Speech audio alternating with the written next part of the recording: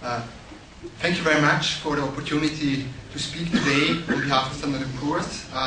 We have been quite often cited and present in the press, most recently more than we wanted to be present in the press given the financial crisis, and there's a strong political misperception and misinterpretation that rating agencies are to blame for the misery with the European sovereign states, because we just, as most of you are aware, have downgraded Greece most recently to non-investment grade.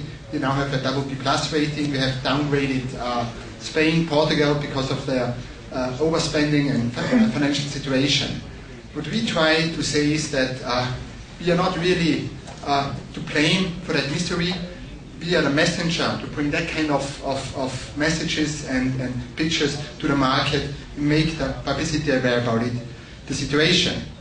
And I always say, please don't shoot the messenger, solve the problems at the roots before you shoot the messenger. As you know, we express our credibility of sovereigns, of corporates, of banks with a methodology called ratings.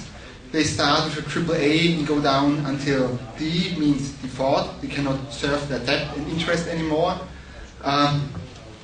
Coming to the sovereign situation and states in Europe. During the past years, you have seen these downgrades.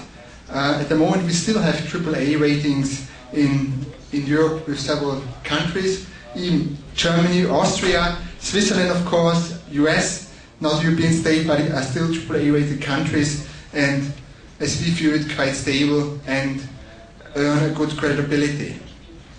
Among the Euro countries, we have only Greece as non-investment grade. We have a very good rating on Slovakia, as you might know, an A+ rating, which is higher than the rating of Italy with a single A, and that's a good story to tell for most of the Eastern European countries as well. When you talk about debt, and that's also one of the main topics today in this panel, is how to fund future debt.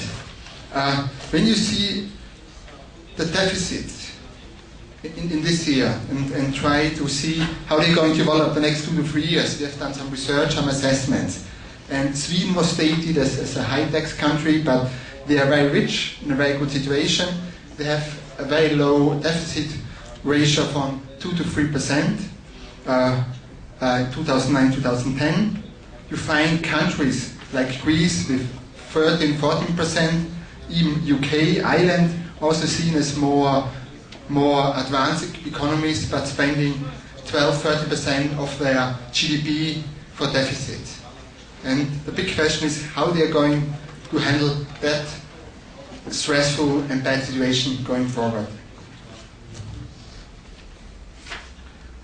Just to give you a short idea about the numbers we are talking about, according to our research, the 48 European countries will raise around 1,500 billion euros debt this year, which is a big year in debt raising for European countries. It's even higher than, around 10% higher than the debt they have taken in 2009.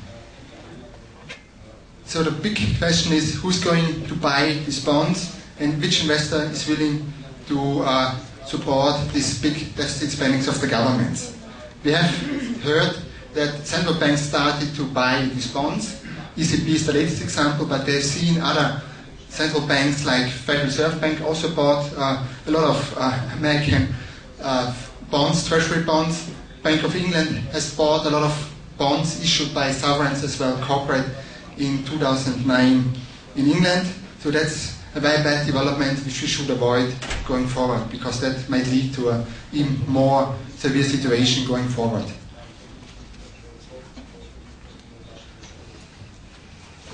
When you add on the deficits the governments are doing these years, you find countries like Greece coming up to 140-150% of their GDP with public debt to in the year 2013-2014, meaning that more or less the people and population of Greece has to work 1.5 years just to repay debt and no money left for them to live or to spend. And that's a very bad story to tell. Italy is in the same situation, more than 100%. UK will jump up also more than 100%. Sweden still with a general government debt ratio below 20%. Denmark around 30%. You also find good examples of sovereigns managing their public debt.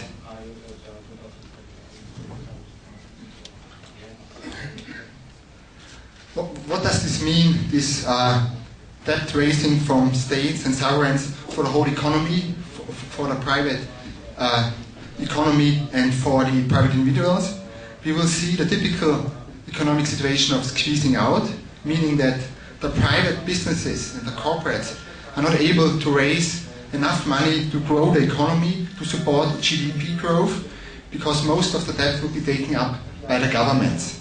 And we have seen by end of 2009 an increase of credit lending of 40% compared to end of 2008, meaning that governments have raised more than 14-15% as they did the previous year.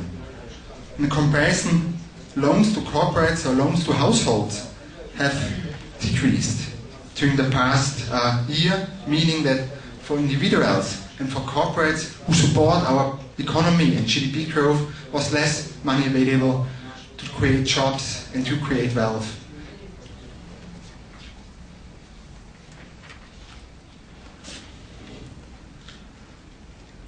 Also, this development will bring the states to a much bigger portion of the overall debt of countries compared to previous years, meaning that, for example, in Germany, more than 50% will be public debt of the overall debt.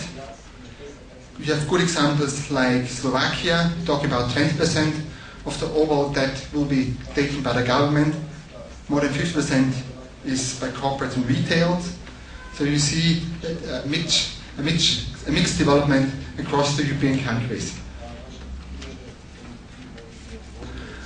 Also, what we have done in 2007, and this was when there had been no public perception and no change in the attitude of the market participants and by the government. If you calculated the further development of deficits of all the countries, highly rated countries, you would end up, and that's a very clear message, you went up with no AAA rated entity by the end of 2028, meaning that all sovereigns who are rated now AAA will all be gone either non-investment grade or have a low investment grade rating.